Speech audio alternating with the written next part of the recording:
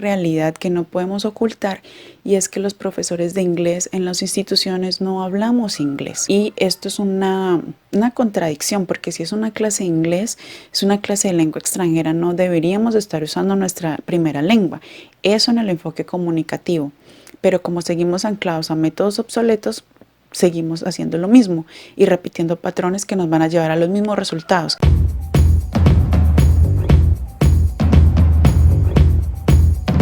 Hola, ¿qué tal? Bienvenido a mi canal Docente No Licenciado Colombia. Quisiera aclararles, yo he pasado el concurso docente para el área de lengua castellana, pero estando en humanidades, no sé si ustedes tengan claro, el área de humanidades en una institución pública está comprendida por lengua castellana e inglés.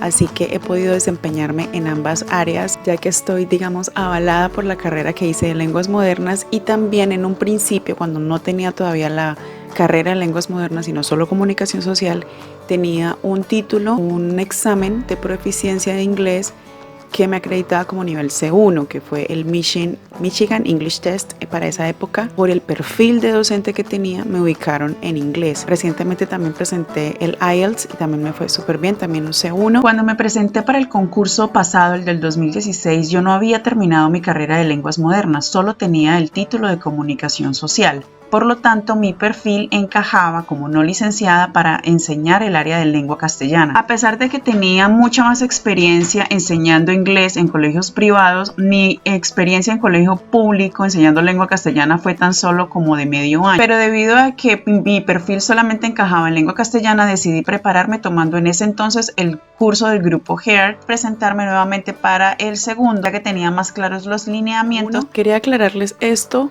porque realmente por muchos años, por ser no licenciada, no tuve claros muchos fundamentos de la didáctica del inglés. Esto me llevó a replicar modelos obsoletos e inútiles con los que a mí también me enseñaron inglés, como por ejemplo el método Grammar Translation, que es la forma clásica y más común en la que a uno le enseñan inglés en el colegio, en la universidad, en los institutos. El Grammar Translation es un método que viene desde la Edad Media. ¿Cuál es el enfoque ahí? El enfoque es gramática, aprender listas largas de vocabulario, trabajar con libros de texto. Todo este Grammar Translation para nosotros los docentes es la manera más fácil de trabajar. Simplemente le enseñamos a los estudiantes reglas gramaticales, esta es la lista de palabras, esta es la lista de verbos, memorícelas, los evaluamos y ya. Y pensamos muchas veces, yo lo pensé, que como el ICFES, las pruebas saber, les piden a los estudiantes todo por escrito, entonces nos tendríamos que limitar a enseñar todo por escrito, a enseñar a leer, a enseñar a escribir, pero la verdad es que no. La verdad es que para poder aprender a escribir y aprender a leer, primero uno tiene que aprender a escuchar y aprender a hablar. Esto se llama un enfoque comunicativo. Esos son los communicative approach, que tienen diferentes métodos. Está el método natural, el método audiolingua, el método directo. Todos estos métodos muchas veces no los tenemos en cuenta porque vamos a lo fácil. A lo fácil es el Grammar Translation, que es lo tradicional. Y he escuchado muchos comentarios acerca de los libros del Ministerio de Educación que dicen que esos libros no se ajustan al contexto colombiano, que la intensidad horaria de los colegios no da para que uno maneje todo ese material que tiene ese libro.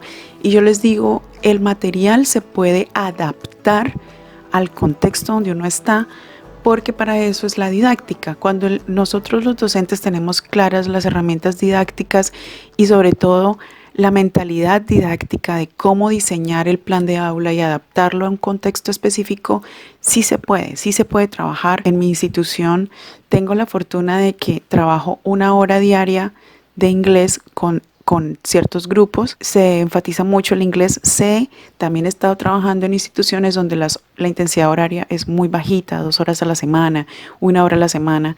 Pero sí se puede manejar dejándoles a los chicos recursos extras, motivándolos al aprendizaje autónomo. Es que hay muchas estrategias para utilizar. Desde hace un par de años diseñé una página web en WordPress y allí les subo recursos digitales. No quiero que dejemos de lado la parte crítica, que podemos aplicar a estos libros.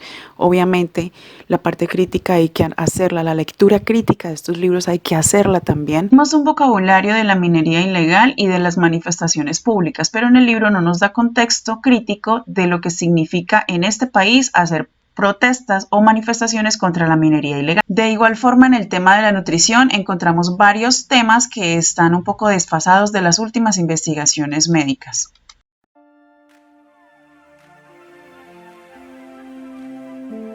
No es una contradicción, es que en las pruebas del ICFES no les van a preguntar, no las van a poner a escuchar, no interesa, porque es que al hacer la prueba auditiva, al hacer la comprensión auditiva y al ponerlos a los estudiantes a hablar, ellos van a hacer una adquisición natural de la gramática.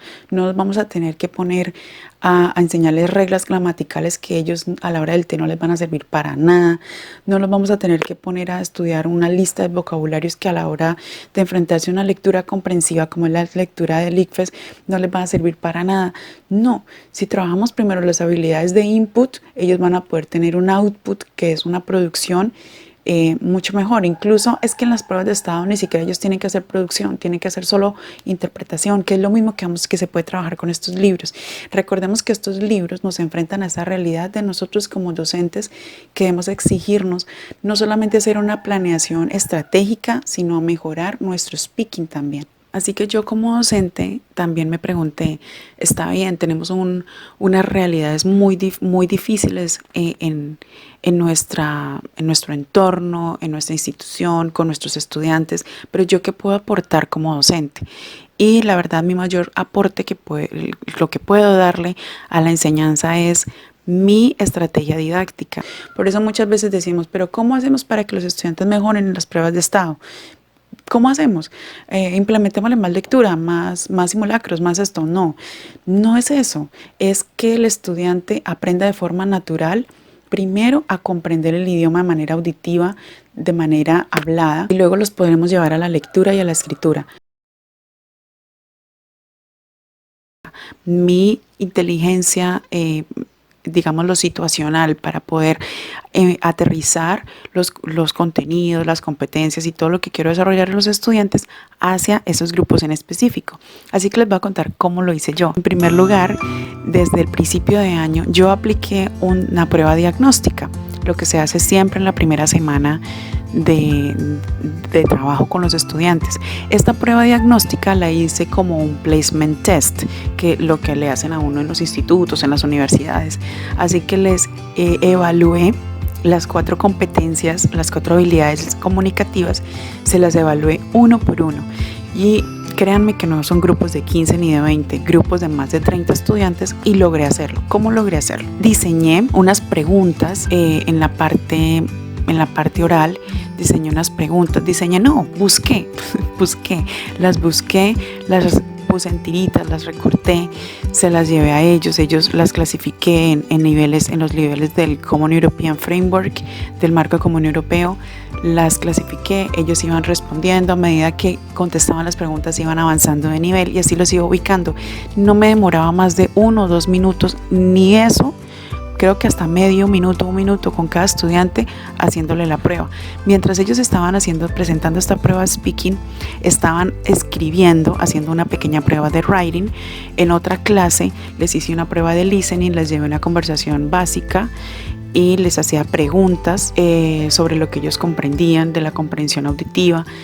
Y también les hice una pequeña prueba de lectura. Así que eso logré manejarlo con todos y los clasifiqué en una planilla que diseñé donde les puse por habilidades en qué nivel estaban. Entonces eso me permitió tener una visión clara de cómo estaban los estudiantes y sobre todo focalizar cada grupo, porque cada grupo es diferente. Las dinámicas de los grupos son muy distintas.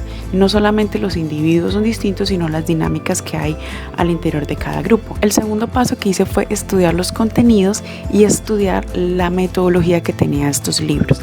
Estos libros están diseñados con un enfoque comunicativo, como les dije, que requiere que el docente hable en inglés, que le dé las clases a los chicos hablándoles en inglés. El tercer punto que hice fue que diseñé un plan de aula para cada grupo. Yo encontré, por ejemplo, manejé un grado octavo y pues con ellos, digamos, el plan de aula fue exclusivo para ellos, pero manejé 3 grupos de décimo. Esto fue mucho trabajo, me implicó mucho trabajo. ¿Por qué? Porque los 3 grupos son muy diferentes. El plan de aula, ¿qué es? Dirán ustedes, es simplemente la estrategia que voy a aplicar de los contenidos y todo con un grupo en específico. ¿Cómo lo voy a hacer? Muchas cosas quedan en mi cabeza, como que un mapa, una ruta, pero muchas otras van a los formatos planeadores que tengo. Se los voy a dejar en la cajita de abajo para que ustedes los puedan utilizar, pero la verdad es una cosa muy básica, es decir, es poner la planeación de todo el periodo a grandes rasgos e irla desarrollando paulatinamente. Yo trabajo mucho semana a semana, me gusta enfocarme semana a semana en el trabajo, hacer la planeación semanal, aunque obviamente pues hay que rendir un informe también en la institución de cada clase, de cada semana que se trabajó. Otras instituciones donde yo también he trabajado se hace clase a clase, eso ya es como cada uno lo diseñe, pero el plan de aula nos permite tener una planeación general, una visión general de todo lo que se va a hacer. Bueno, como yo tenía un solo grupo de octavo, supe que con ellos me podía enfocar mucho en speaking, en hablarles, en que la clase fuera con el método natural, unos poquitos elementos del método directo, pero más que todo el método natural, donde ellos pudieran escucharme mucho hablando en inglés, donde no hubiera, donde ellos pudieran estar como en ese periodo de silencio, donde no tuvieran que hablar mucho primero, sino también más que todo escucharme y ya poco a poco irse enganchando en la clase para que hacer ese ambiente cálido, ese entorno amigable, donde ellos puedan poco a poco también empezar a hablar, empezar a expresarse en inglés. Con un grupo de décimo, por ejemplo, encontré que el nivel de ellos en el placement test era A1 o menos A. Era muy bajito, así que yo con ellos me enfoqué en trabajar un poquito de natural approach, en hablarles en inglés durante la clase, pero también trabajar a través de mini stories o de mini historias, que fue el método que a mí me funcionó para aprender a hablar y que sé que es muy recomendado para hablar, para ese nivel de A1, nivel básico, a través de pequeñas historias.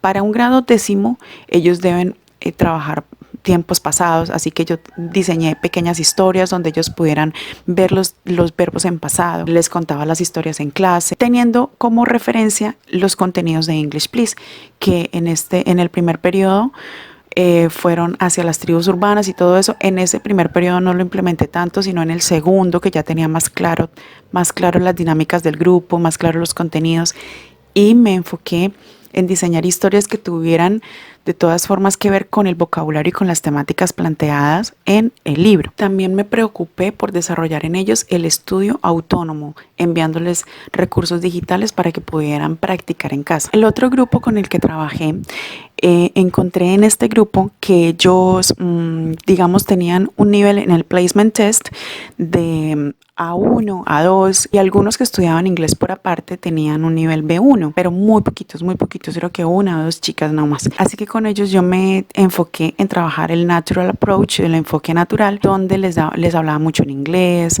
y traté de hacer un ambiente muy cálido. El tener en cuenta algo que nos da ese natural approach, que es la parte afectiva, transmitirles a ellos un entorno amigable, transmitirles a ellos una atmósfera de clase que fuera para ellos agradable, donde si ellos se equivocaban en algo, no decirles no, o rebajarles en las notas, no, sino si ellos, digamos, me hablan y dicen algo mal, yo simplemente lo que hago es les repito, haciéndole énfasis en ese pequeño error. Eso es algo que nos da el Direct Method, que es la corrección de errores. En el Natural Approach no tanto, pero en el Direct Method sí, así que yo combiné un poquito de las dos cosas. Tuve un tercer grupo que fue un poquito más complicado porque ellos desde el inicio me rechazaron el Natural Approach. Inmediatamente cuando yo empecé a hablarles el inglés, bueno, empezando, yo soy muy seria en la clase y como que a ellos no les gustó. Ellos, no sé, ellos como que no sé si fue que se asustaron o se chocaron, pero como que no les gustó que yo fuera primero tan seria y segundo que les hablara tanto en inglés porque decían que no entendían, que no estaban acostumbrados, que no les gustaban las clases así. Así que ellos querían era que yo les hablara en español.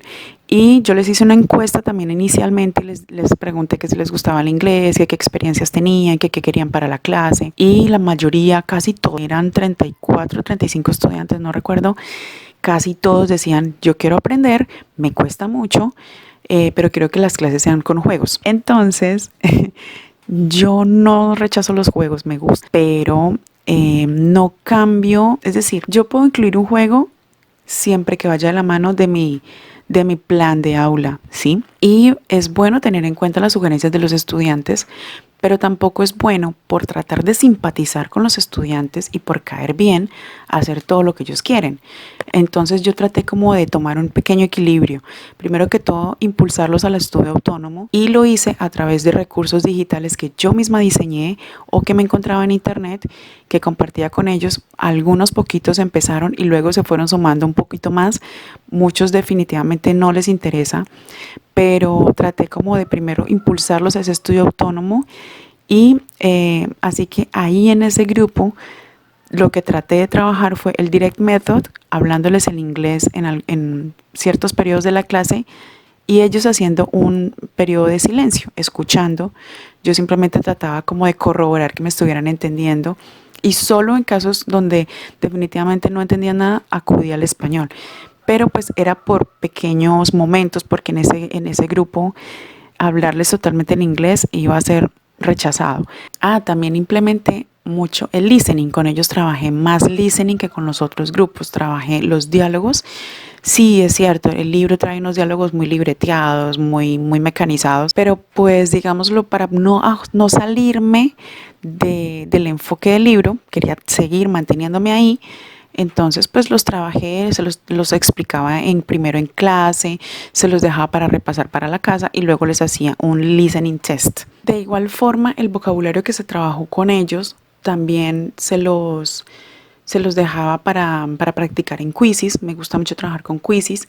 En la institución donde trabajo, los chicos no deben llevar teléfonos, están prohibidos los teléfonos, así que trabajamos en la clase, pues normal y con los cuadernos o fotocopias, pero para la casa yo les enviaba quizzes. Nunca les dije, les voy a poner un 10 por hacer el quiz, jamás. Ellos lo hacían y yo les decía, repasen porque lo van a necesitar para la próxima clase. Obviamente al principio a un poco les interesa, pero como ellos ven que requieren ese material en clase, requieren tenerlo acá, entonces ellos se van comprometiendo. Eso se llama desarrollo del aprendizaje autónomo, porque nunca los motivé con un 10, los motivé con la exigencia de la clase. Un dato interesante, ellos tienen una tendencia a copiarse, pero sorprendentemente cuando apliqué este quizzes fueron muy serios y muy autónomos y respondieron el quiz en silencio, de una manera competitiva. Fue muy sano y les agradó. Así que uno no tiene por qué estarse haciendo del chistoso o del profesor TikToker para que la clase sea interesante y para que los estudiantes sientan que están aprendiendo. Para nada. ¿Qué resultados obtuve yo con este enfoque? En el grado octavo, maravilloso. En ese grupo tenía un poquito menos de 30 estudiantes y puedo decirles 7, 8 estudiantes, bueno, unos 5 estudiantes hablan de verdad, así sea poquito, pero ellos hablan, hilan las frases, me preguntan, profe, ¿cómo se dice esto? Cada que me ven en cualquier parte del colegio me hablan en inglés, me preguntan en inglés. Uy, eso a mí me llena, de verdad, me gusta mucho, me siento muy contenta porque sé que el trabajo se está haciendo bien. Obviamente esto no va a ser un éxito en todos los estudiantes, primero porque no todos están motivados al aprendizaje de la lengua extranjera, no es el momento para algunos. Segundo, porque algunos no le dedican el tiempo necesario, porque no se esfuerzan, porque no ponen más de su parte. Pero teniendo en cuenta ese pequeño porcentaje al que podemos animar y que podemos también hacer que los otros chicos se motiven. Por ejemplo, en ese grupo tengo un chico que él no no hablan inglés, pero me dice, profe, nunca me ha ido tan bien en inglés y sí le va muy bien, porque comprende, porque se animó, porque se siente enganchado en la clase, porque vio que sus notas mejoraron, no porque yo les regale, sino porque en el método como tal hay más posibilidades de que los chicos saquen mejores notas, porque ellos se ven en un ambiente donde deben rendir. Obviamente esto no aplicó a todos los chicos de grado décimo. Tuve unos chicos que sí se motivaron mucho al aprendizaje, pocos, pero sí se da. Otros me imagino que están fastidiados, pero pues bueno, hay que seguir adelante porque esa es la labor del docente, no caer bien siempre, pero hacer las cosas con mucho gusto. Y lo más importante, mis profes, es que, este es un mensaje para los profes, nunca es tarde para que nosotros mejoremos nuestras habilidades de conversación. Yo lo vine a mejorar ya muchos años después de haber estudiado porque utilicé el método natural. Utilicé los recursos del profesor A.J. Hawk, muchos están gratuitos en internet, muchos son de paga, pero yo hablo mucho de él a todo mundo y muy poquitos, creo que ninguna de las personas a las que les he hablado de este método se ha animado a ponerlo en práctica porque les da pereza, pero es muy bueno, así que se los recomiendo y que podamos seguir mejorando la experiencia de los chicos en clase. Nos vemos en un próximo video.